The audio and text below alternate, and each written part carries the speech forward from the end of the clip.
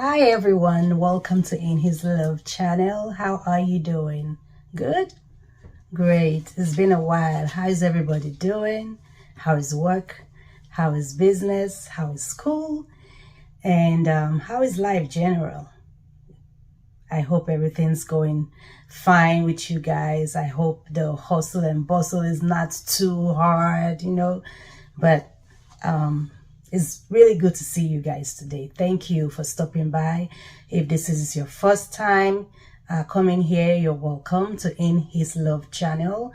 None other but the love of God towards us and us loving Him back.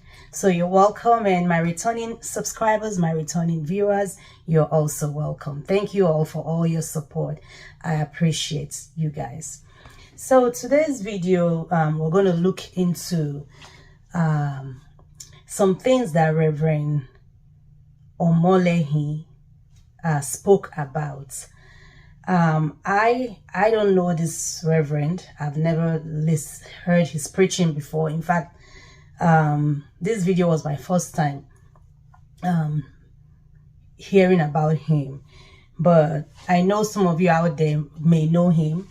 But anyway, he said he was saying some things in this video that I thought would be a good source of discussion for us today.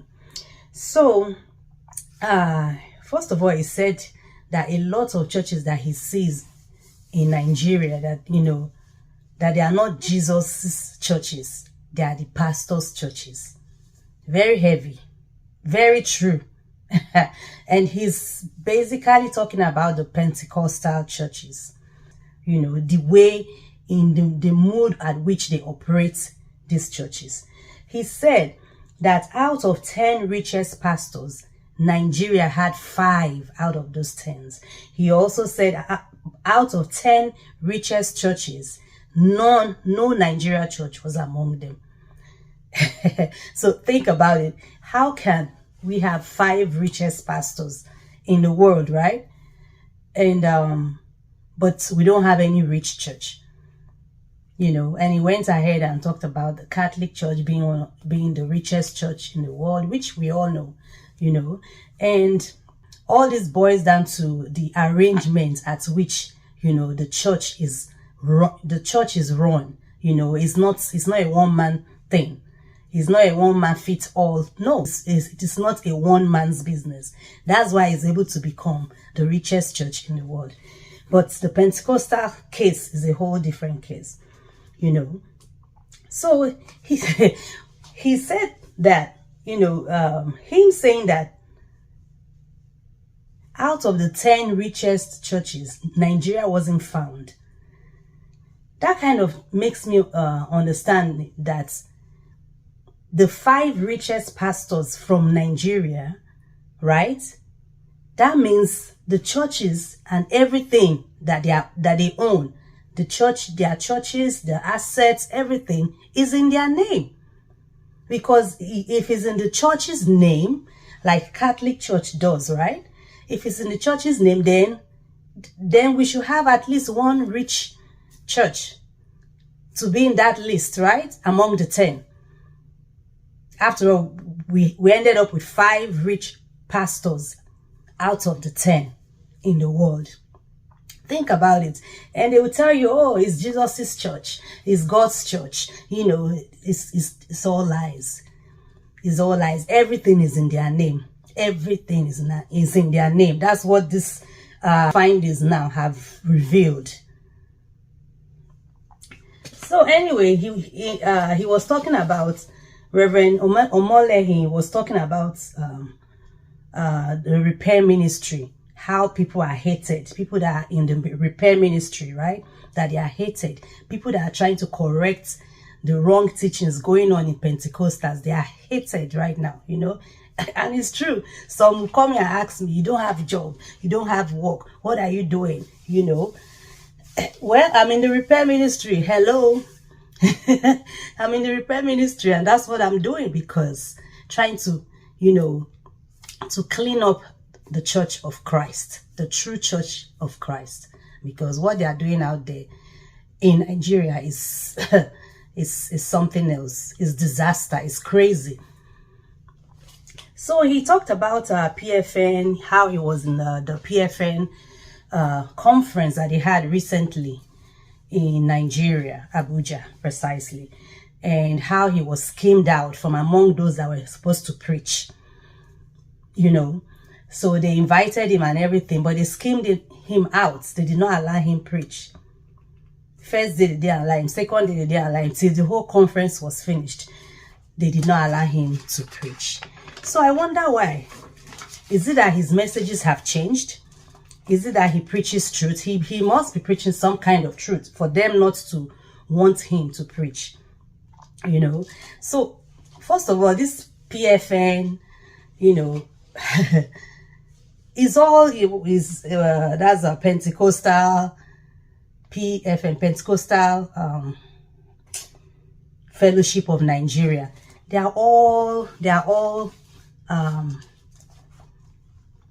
charlatans. I'm sorry, they are all charlatans. You know, they are there doing what they want to do for themselves. It's not about Christ. It's not about Christ. The leader of the PFN, what's his name? Something Wale or so. Wale okay or so. I can't remember his name. I'll put it up there. The leader, when during Bishop Funke's inauguration into the bishophood, right? Look at the things he was saying there. That if anyone talks about Bishop Funke, that God will conk people's head. You guys remember that video I did? That God will conk their head, and that conk may even lead to death for them. Really? If God was conking people's head for talking about his so-called men of God and women of God, how come God has not conked the head of the head of the pastors that are scamming people up and down? Anyway, that's a story for another day. So yeah, he said a lot of things. So I'm wondering, why didn't they allow him preach? He must be preaching truth, you know. But then again, when I went to his YouTube channel, I was looking through his messages, and I saw that he was doing Shiloh. That's Reverend Omolehin. He was doing Shiloh in his church too. So guys, if you know him, you can get to him, tag him with this video. And I appreciate that he's preaching truth to some extent. Shiloh has been destroyed in the Old Testament. Shiloh cannot be continued to be done when Christ has already come, when Christ has already redeemed us, when Christ has already paid the price. Shiloh should not be done. So Reverend Omolehin, you have to think upon that, sir, and readjust your teachings or your programs on Shiloh. So he said a lot of things in this video, you know, but I especially like his last paragraph. So guys, I'll let you guys listen to his message.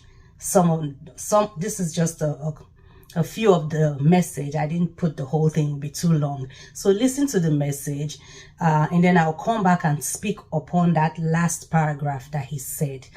A lot of churches I see around, they are not Jesus churches. It's the pastor's church. Is it not scary that the World Council of Churches released papers about the state of the Nigerian church?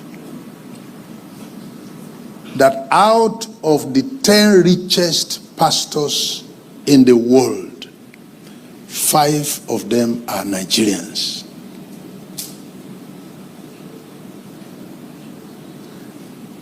But out of the 10 richest churches in the world, there's no Nigerian church there.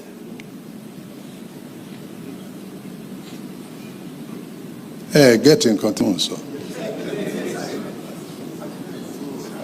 It's worrisome. It calls for concern. World Council of Churches. Out of the 10 richest pastors in the world, 5 are Nigerians. And then, out of the 10 richest churches in the world, no Nigerian church is in the number.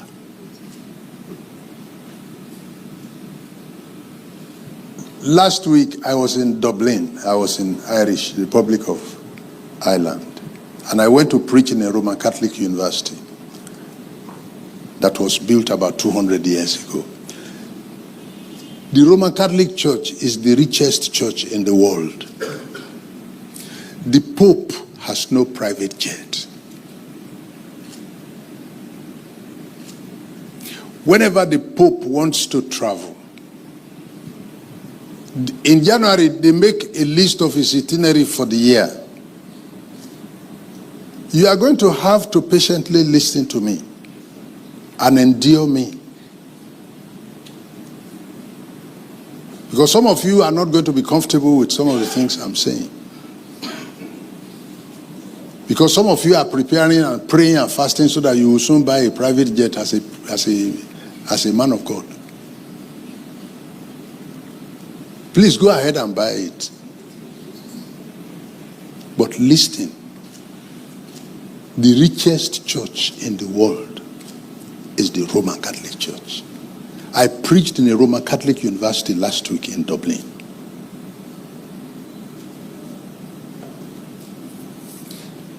The Pope developed his itinerary for the year and give it to Alitalia, the Italian national carrier, that so month, the pontiff and his entourage will be going to Philippines. They will be returning so date. Carry them. So month, the Pope and the cardinals, they're going to the Caribbean. Take them and bring them back. The Alitalia has the itinerary and they run it as an airline.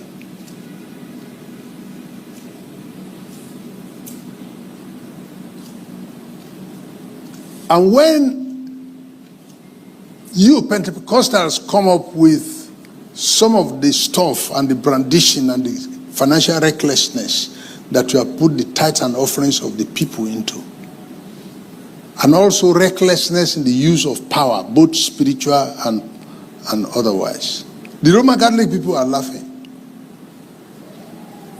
I live in Ilorin, I live among Muslims and I walk among them. It's easier to convert a Muslim than to convert a Roman Catholic. Roman Catholic will be looking at you and laughing. This house is collapsing.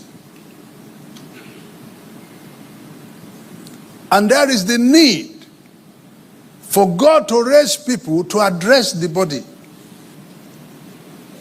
The kind of ministry that we are gathering around this morning is a great work. And I have wept and wept on this because there are more who are damaging it than those who are repairing it. Those who are damaging it have the social media to their advantage. They have money to their advantage. They have education to their advantage. They have seized the front lines of public news and media. Those who are repairing it don't have money. Those who are repairing it are conservative. Those who are repairing it are looked at as primitive. So the damage to the house of God, those who are repairing it, they are fewer than those who are damaging it. Those who are damaging it are doing it daily, day and night. And they are not stopping. To have this man volunteering to throw himself into the repair network is a very daring one. People in repair ministry are hated. People in repair ministry, they are hated. Because there are those who are benefiting from the spoilage. And they don't want to see repairers around. Was it last month? There was a PFN biennial conference in Abuja. And I was invited as one of the speakers. So I got there. I was to speak on a Thursday and a Friday. And then one of the officials walked up to me and said, sorry, sir, for the way this meeting is going, we might not be able to accommodate your message today. please, we would move you to tomorrow, please. I said, okay. Then they went and announced to the public that Reverend Omolehin is here, but he will not be able to speak today. He will speak tomorrow. Then there was a noise across the auditorium. So I arrived again early the next day and sat down, waiting to be called. They called 4 people to speak. Some of these people spoke yesterday. And then an official again walked up to me and said, in fact, the way this meeting is going, sir, sorry, sir, we will not be able to allow you to speak.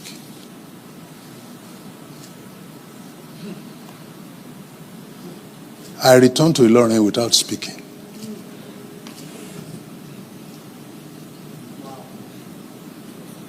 That's where we are now. At my age, look at me. Where is my senior among them? I was skimmed out.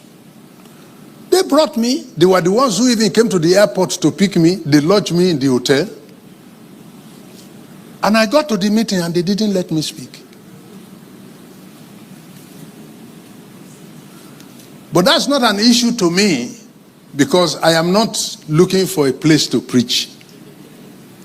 Not at all. I am overwhelmed. I'm a global spiritual personality as I speak. So I'm not looking for where PFN will put me to preach. No.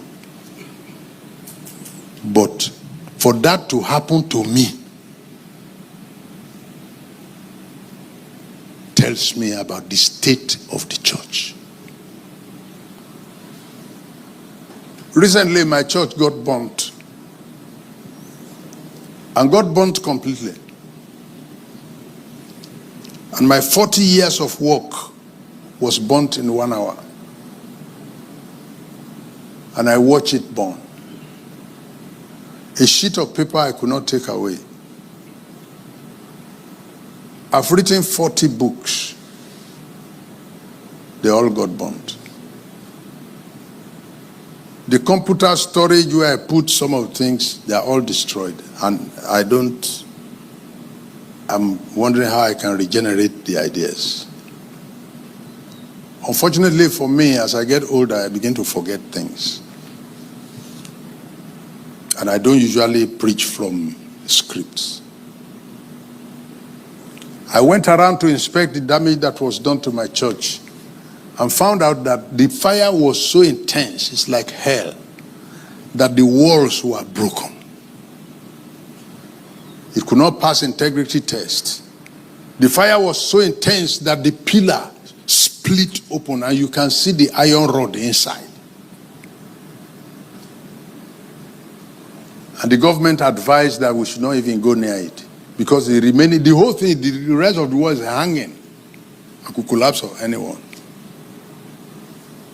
I have to lay French foundation to build a new house. Sometimes a restoration may be so expensive that it may even be cheaper for you to embark on building a new one. Be that as it may, a restoration offers you opportunity to amend errors in the original plan.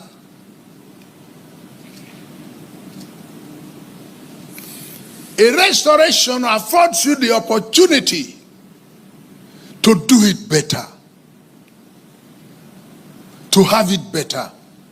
And as they are building me another church now, they are building a church that is 3 times larger and bigger than the one that was burnt. So sometimes a damage done can afford you the opportunity to do it better. The Bible talks of Job and said after this. So you mean all of Job chapter 1 to chapter 41, you call it this? Yeah. You also say after this. So all the attack, all the damage, all the destruction that was done to his business and family and children all died. The Bible calls it this. And the reason the Bible could reduce all of that disaster to this was because the Bible says after this, Job lived 140 years. So he had more to his life than he lost.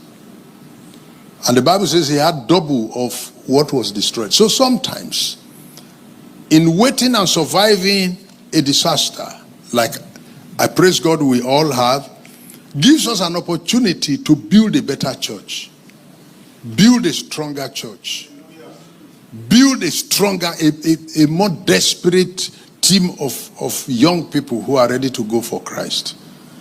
Build a more daring.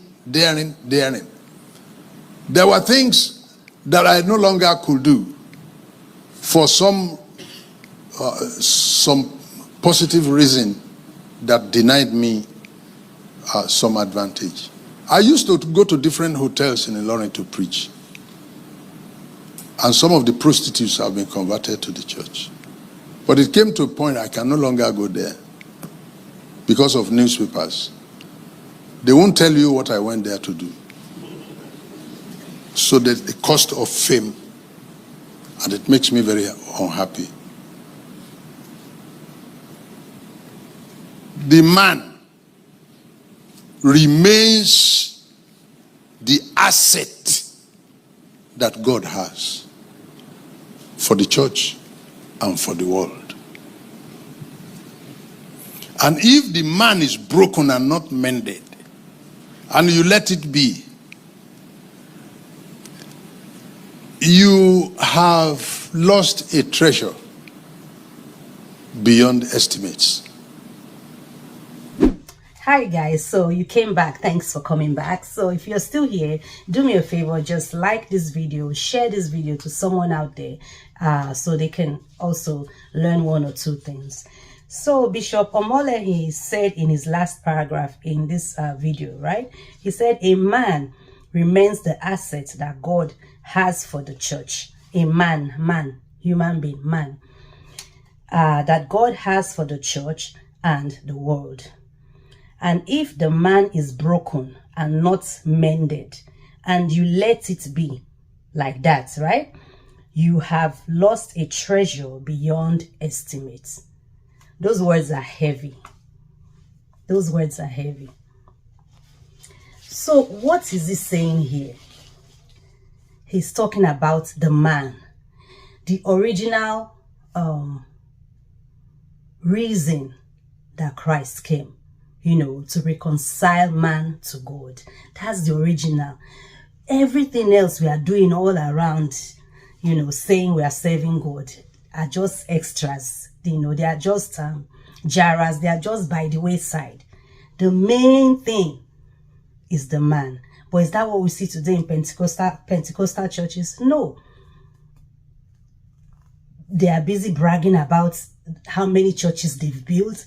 They are bragging about who has the biggest and the finest church. They are bragging about cars, achievements, all kinds of things, except the man.